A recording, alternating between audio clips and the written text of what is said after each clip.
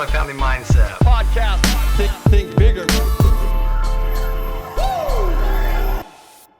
Welcome back, everyone, to this episode of the Multifamily Minute, the podcast where we drop actionable insights to help you crush it in multifamily investing.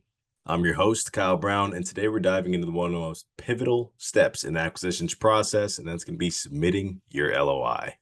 So, if you're new to multifamily or you're refining your process, this episode will help you get LOI ready. For those of you guys don't know, LOI is your letter of intent to purchase the property. So first things first, submitting an LOI isn't just about throwing numbers on a paper. Preparation is everything. So really that final step of the LOI, there's an entire pre-LOI checklist before that. First, you'll want to run the numbers. Before anything else, ensure your underwriting aligns with the property's financials and your investment strategy. And then check and double check and triple check that deal pencils out.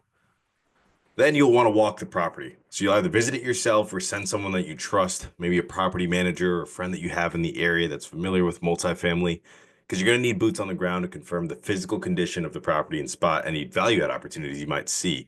Because the pictures that you see online don't always tell the full story, and you also don't always know when they were dated. Now, we'll want to communicate with the broker.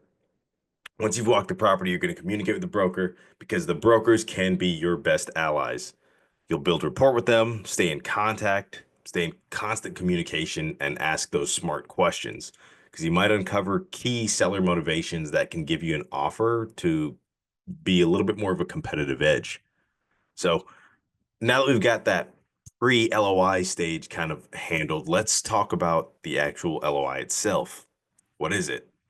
Well, the letter of intent is a non-binding document, and that represents your intent to purchase the property. So think of it as a conversation starter for negotiating the PSA or the purchase and sales agreement. And here's some key terms real quick that you'll want to include in there. You're going to want to include your purchase price, the type of loan. So if you're using an agency, bridge loan, something else, just be specific. Earnest money, extremely important to have in there. Typically, we'll see this from 1, maybe 2% of the purchase price. And including this will just, when this will be deposited is also going to be very important as well.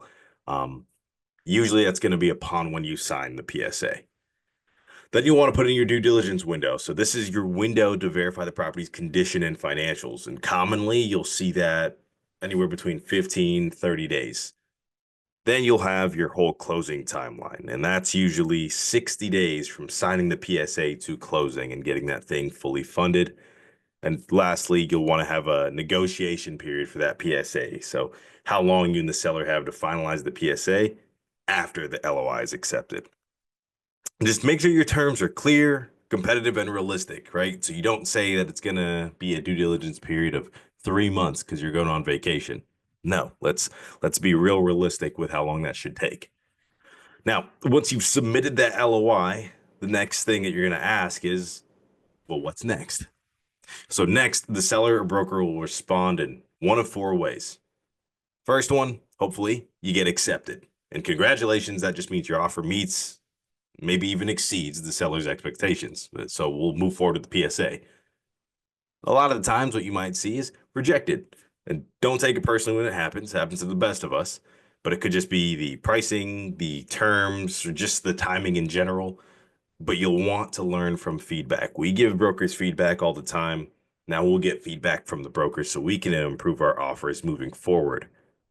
And then a lot of times you might see it get countered. So the seller might propose modifications. So maybe they want a higher price or even a shorter due diligence period. Like this is your chance to negotiate. So sometimes you'll see that counter come.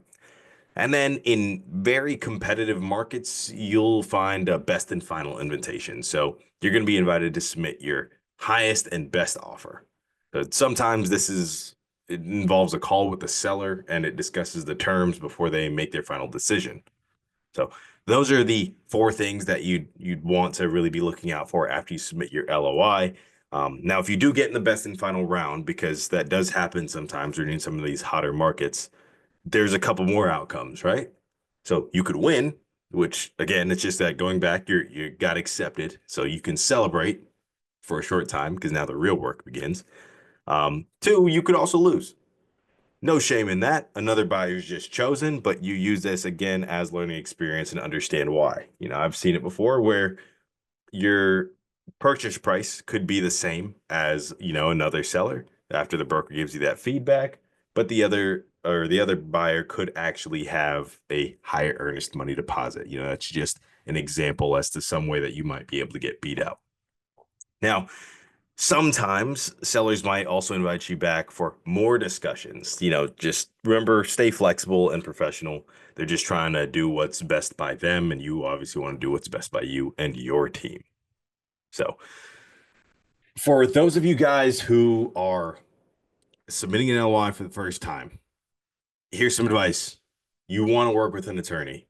I know you might find some templates out there and everything like that, but for your first few deals, if you could have a real estate attorney review your LOI to make sure that your terms are like airtight and standard to what the industry requires for today's market, all the better.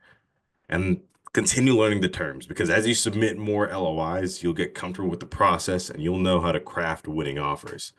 Remember, submitting an LOI is a skill, and like any skill, it takes a lot of time to practice, right? But it gets easier with practice. So don't let the fear hold you back in just submitting an LOI. Now, don't get me wrong. I know I just really quickly went over, what a lot of people find as huge success in this multifamily space, but that is the summary of what I wanted to go over today, right? That the LOI process, just preparation, clarity, and persistence, that is key when it comes to submitting those LOIs. And if this episode of the Multifamily Minute helped you, just share it with a friend who you think is ready to level up their multifamily game, start submitting LOIs themselves, or maybe you can use it as well. But I'll catch you guys next time, and just keep crushing it out there. Multifamily mindset. Podcast. Think bigger.